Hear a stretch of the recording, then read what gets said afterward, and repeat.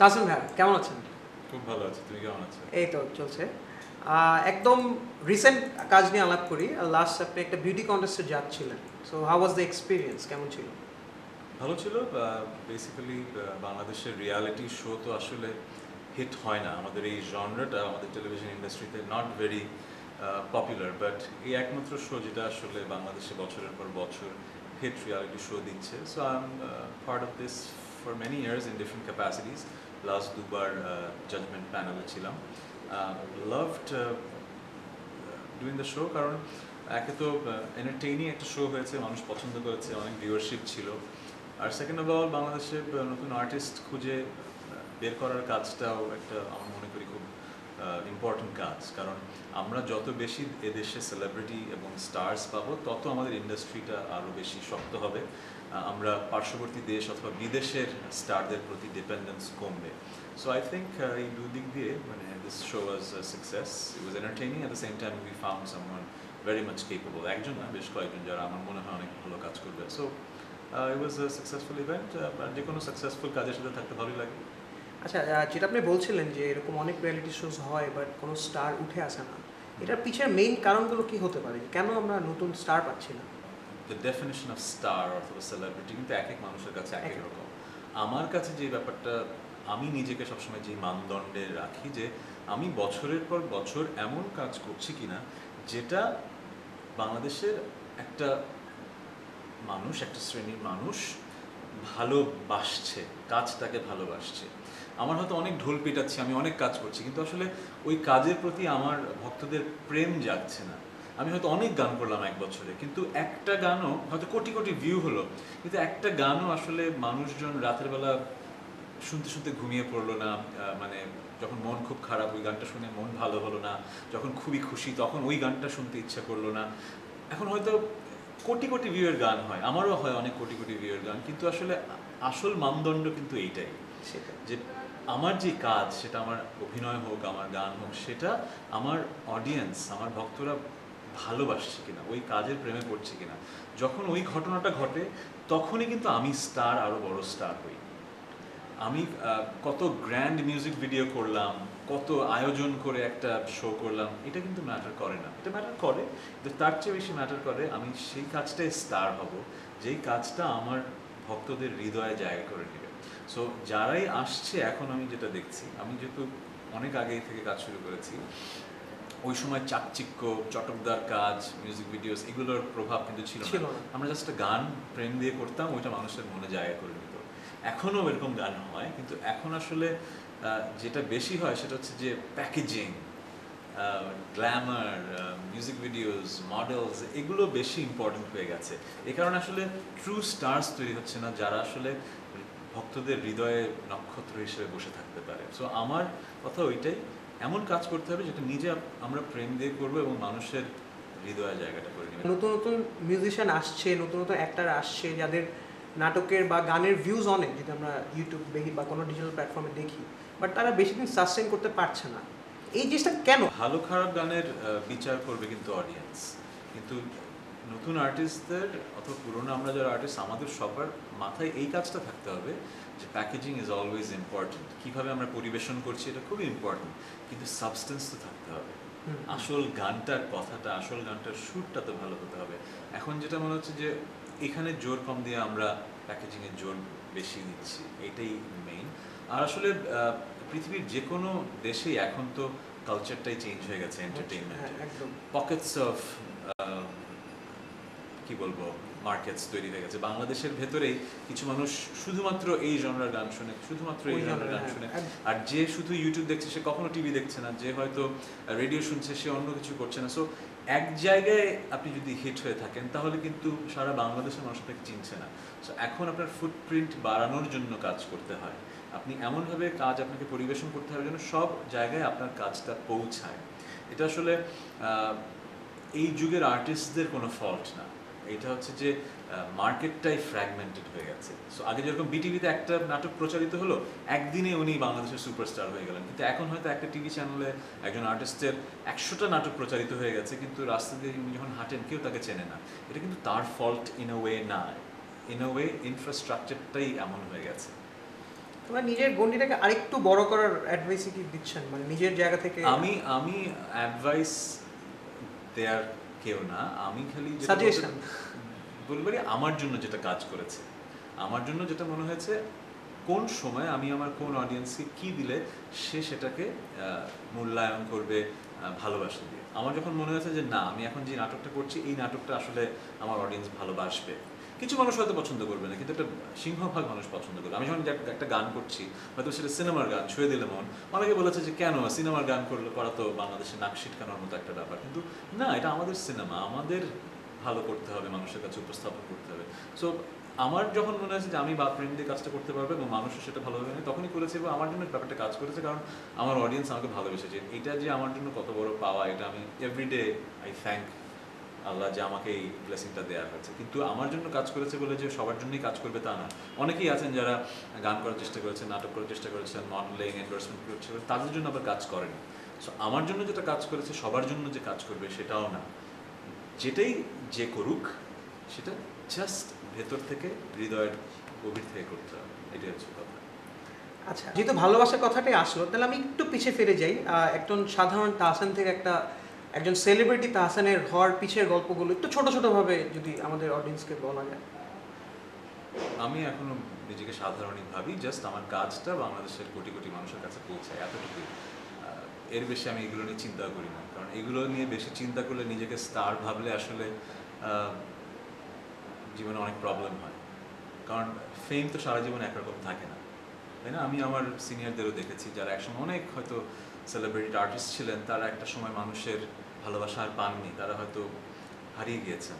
So আমিও নিজেকে প্রতিদিনই বলি, আমি হয়তো গত 16 বছর ধরে ভালোবাসাটা পাচ্ছি, কিন্তু এমন কিছু হতে পারে যে আগামীকাল থেকে বাংলাদেশের মানুষ আমাকে নিয়ে আর ভাববেই না, আমার গান শুনতে চাইবেই না, আমার অভিনয় দেখতে চাইবেই না। সো আমি কোথা থেকে কই আসলাম সেটা আমি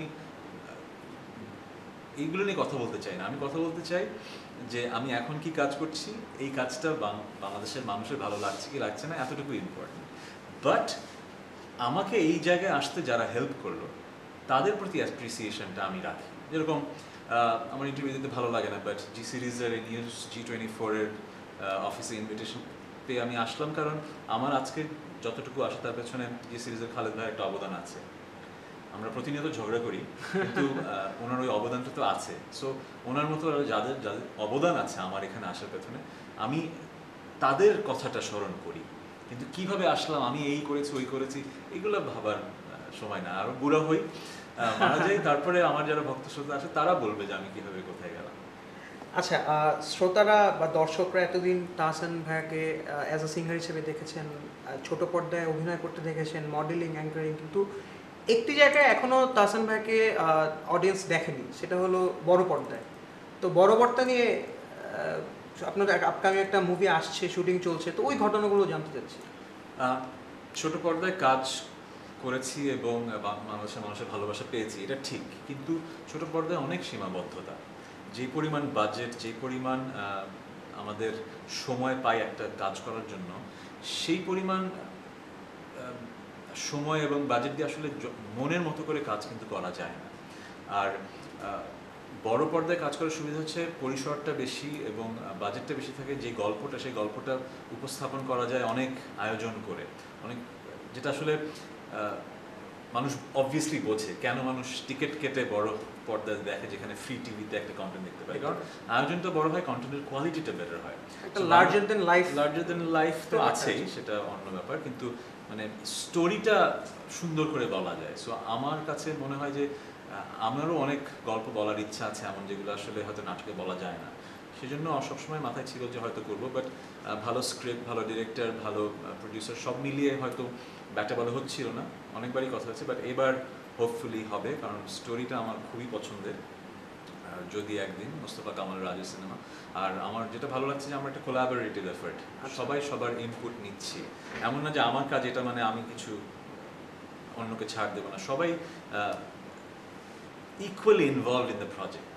স্টোরি ডেভেলপমেন্ট থেকে, ডিরেকশন থেকে, সিনেমাটোগ্রাফি থেকে, অ্যাক্টিং থেকে, সব জায়গায় সবাই ওন করছে প্রজেক্টটা। আমার মনে হয় এই বছর এটা একটা বিশাল কিছু, এই বছরই চলে আসছে, এবছর ফিলি। হ্যাঁ, আপনার সিনেমাটি এই বছরই চলে আসবে এবং আশা করি এটা খুব ব্যবসা সফল এবং লোকজন পছন্দ করবে। তাহসান ভাই ক্লোজ ফ্রেন্ডদের গল্প জানতে চাই। যেমন কালকে 5টা কাজ ছিল, তার মাঝেও আমার ছোটবেলার ফ্রেন্ড গ্রুপের একটা আড্ডা সেশন ছিল, ওখানে গেলাম। মানে আমরা আগে ইন্টারভিউ হয়েছে তাম্মু, পাপ্পু, শাহরিয়ার, তারেক, কাসিফ ভাই, শাকিব ভাই, এরকম কয়েকজন আছি আমরা। আমরা বেসিক্যালি একই অ্যাপার্টমেন্টে বড় হই। সো আজ থেকে প্রায় 25 বছর ধরে আমাদের বন্ধুত্ব, এবং মানে ওই কারণে বন্ডিংটা আছে আর কি। একটা আইকন হওয়ার পয়েন্ট অফ ভিউ থেকে, যে একটা সময় দেখা যায় যে সেলিব্রিটিদের সবসময় দিন একরকম যায় না, নিজেদের পার্সোনাল ইস্যুস থাকে, অনেক ডিলেমা থাকে, এরপরেও ফ্যানদের সাথে ডিল করতে হয়, প্রেসদের সাথে ডিল করতে হয়, একটা অবয়ব নিয়ে থাকতে হয়। আমি অবয়ব নিয়ে থাকি না, তবে আমি deal যদি করা অবয়ব হয় নিয়ে থাকি মানুষ বুঝবে যে এটা ফেক। আমার যেদিন মন ভালো সেদিন আমি একভাবে কথা বলবো, যেদিন মন ভালো না আরেকভাবে, যেদিন টায়ার্ড সেদিন আরেকভাবে। কারণ আলটিমেটলি মানুষ বোঝে যে কোনটা জেনুইন আর কোনটা জেনুইন না। একসময় হয়তো আমিও ভেবেছি যে না, the show must go on, আমাকে এখন করতে হবে। আমার কথা হচ্ছে যে শো মাস্ট গো অন ঠিক আছে, কিন্তু অবয়ব ধরে শো মাস্ট গো অন না। আমার গান গাইতে হবে, আমি কমিটেড। আজকে হয়তো কনসার্ট, আমি গানটা গাবো, কিন্তু আজকে আমার আসলেই শরীরটা খারাপ, আমি তো ভাব করতে পারবো না যে আমার শরীরটা ভালো, ঠিক আছে? সো এত বছর পরে আমার মাঝে ওই যে ফিলিংটা হয়েছে যে যারা জেনুইন ফ্যান্স তারা বুঝবে যে আজকে কোনো একটা কারণে হয়তো আমার শরীরটা অথবা মনটা ভালো না, এই জন্য আমি হয়তো খুব হাস্যোজ্জ্বল হয়ে কথা বলছি না। কিন্তু ওই অবয়ব ধরে থাকার ব্যাপারটা আসলে একটা সময় আমিও করেছি, বাট ওটা হেলদি না, তো খুব একটা কাজে দেয় না। নিজে প্রতিনিয়ত ক্যামেরার সামনে অথবা মানুষের সামনে ফেক হতে হতে নিজের জীবনটা ফেক হয়ে যায়।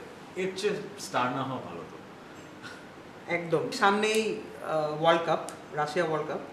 তো তাহসান ভাই নিশ্চয়ই ফুটবল দেখেন, কোন টিমের সাপোর্টার? তুমি কোন টিমের সাপোর্টার? আমি তো ব্রাজিল ফ্যান। ও আচ্ছা, কয়েকদিন আগে একটা ইন্টারভিউ দেখলাম, একজন সেলিব্রিটিকে একজন হোস্ট জিজ্ঞেস করেছে কোন টিম, সে ব্রাজিল বলে, আরেকজন আর্জেন্টিনা বলে, সে একদম পচিয়ে দিল যে তুমি তো ফুটবলই খেলা। আমি ব্রাজিল ফ্যান এবং আমি খেলা বুঝি। সে আর্জেন্টিনার ফ্যান বলেছিল হোস্ট, এই জন্য। মানে আমার কথা হচ্ছে আমরা বাংলাদেশের সবাই মনে হয় ফুটবল বিশারদ হয়ে গেছি। আমি নিজেকে ফুটবল বিশারদ ভাবি না, কারণ ছোটবেলায় যখন টিনেজ বয়সে মানুষ স্পোর্টসের দিকে আকৃষ্ট হয়, আমি তখন মিউজিকের দিকে আকৃষ্ট হয়ে যাই।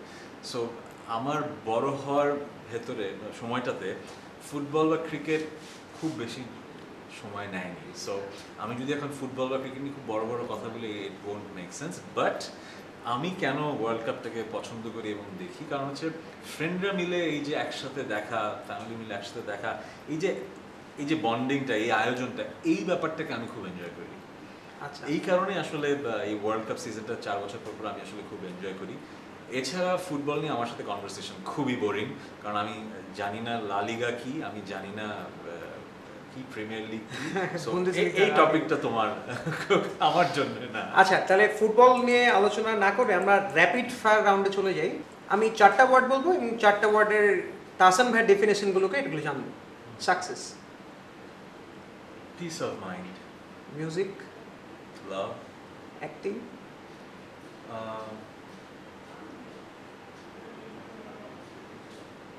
ambition, relation, genuine, favourite movie, Simon Birch, One Day, favourite actor, Tom Hanks, Nicole Kidman, আর Meg Ryan, favourite singer, Andre Bocelli, David Gilmour, তারপরে Mark Knopfler। প্রিয় রংটা জানতে চাই। প্রিয় রং এনিথিং র্যাপিড কালারফুল না, কালারফুল না, ব্ল্যাক, ব্লু, হোয়াইট। আর অপ্রিয় সব কালারফুল। Yellow, magenta. আচ্ছা, তাহসান ভাইয়ের অসংখ্য হিট গান রয়েছে এবং প্রতিটি হিট গানের পেছনে আমি শিওর সুন্দর একটি গল্প রয়েছে। তো তার এতগুলো সুন্দর সুন্দর গানের মাঝখান থেকে একটি গানের পেছনের গল্প জানতে চাই। গানের পেছনের গল্প তো সব গানেরই পেছনের একটা গল্প থাকে। এই যুগের অডিয়েন্স যারা আমার হয়তো অনেক পুরোনো গান শুনেনি, তাদের হয়তো একটা গল্প বলা যায়। প্রার্থনাদ আমার একটা গান আছে, আমার লেখা, সুর করা, আমার সবার না, এই যুগের আমার অনেক প্রিয়, এই যুগের অডিয়েন্স তো অনেকে শুনেওনি, কিন্তু ওই গানটার আমি যখন লিখেছিলাম অনেক ইমোশনাল একটা জায়গা থেকে লিখেছিলাম। প্রার্থনা আর আর্তনাদ, এই দুটো শব্দই আছে আমার ওই গানের মাঝে। সো এই দুটো শব্দকে মার্জ করে প্রার্থনাদ নামে গানটা টাইটেল করা হয়। সো অনেকে গানটা শুনে ভাবতো যেটা মনে হয় প্রেমের গান, অনেক অনেকেই আমাকে রিচ আউট করেছিল, বা পরে যখন বলি যে এটা আসলে প্রেমের গান, এটা সৃষ্টিকর্তার সাথে একটা কনভারসেশন, আমার তার প্রতি কিছু কথা।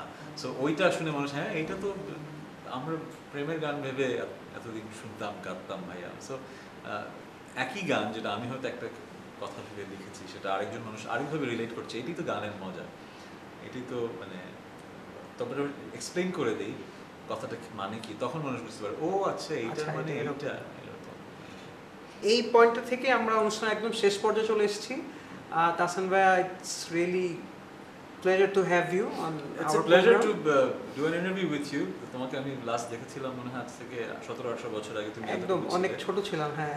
So brings back memories. Good to see you. ঠিক আছে, একদম যাবার আগে আমাদের newsg24.com এর ভিউয়ার্সদের জন্য, পাঠকদের জন্য যদি কিছু বলার থাকে তাহলে একটু।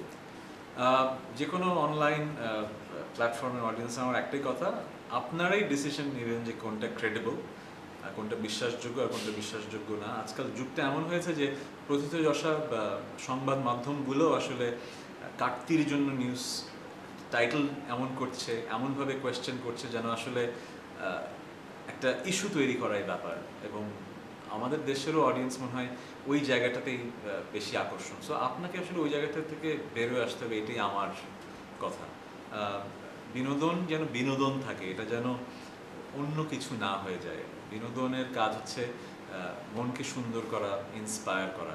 আমরা যেন বিনোদন জগতে নেগেটিভিটি কম ছড়াই, এই কথা এই কারণে বলছি যে সেই কাজগুলোই কিন্তু ভাইরাল হয়, সেই নিউজগুলোই কিন্তু বেশি কথা হয়, যেগুলো আসলে খুবই নেতিবাচক, খুবই চটকদার, কিন্তু ভালো কাজ একটু কম হয়। ভালো কাজও আমরা ছড়িয়ে দেই, ভাইরাল করি, কিন্তু সেটা আরও বেশি হওয়া উচিত, এতটুকুই আমার কথা। সো News-G24-কেও সেটাই আমার তাদের কাছ থেকে প্রত্যাশা, যেন তারা এমন এমন নিউজ করেন যেটা আসলে কাটতির জন্য হবে না, আসলেই মানুষকে বিনোদনের খোরাক যোগাবে। That's it. ধন্যবাদ। Thank you.